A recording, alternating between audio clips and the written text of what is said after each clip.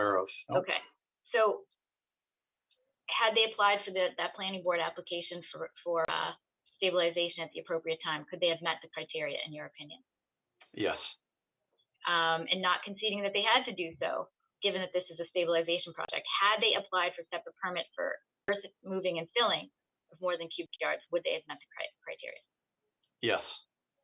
And not conceding that they had to do so. Dan, I'm not a tree arborist, a professional arborist, but it seemed pretty clear from my experience over the years having dealt with this that they certainly were. But they did have a licensed arborist who was qualified to make these determinations, identify hazard trees as well. Okay, excellent, thank you.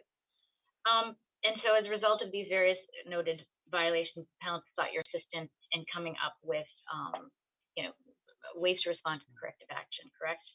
Yes. Okay. So let's look at this notice of violation. I'm going to go back to it.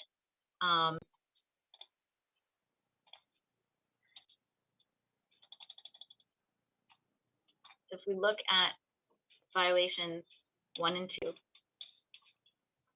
this cites filling and earth moving more than 10 cubic yards. The second one, filling and earth moving more than 10 cubic yards without a permit.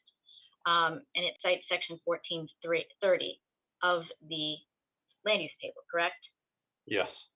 And in your view, is this the requirement that applies to shoreline stabilization projects?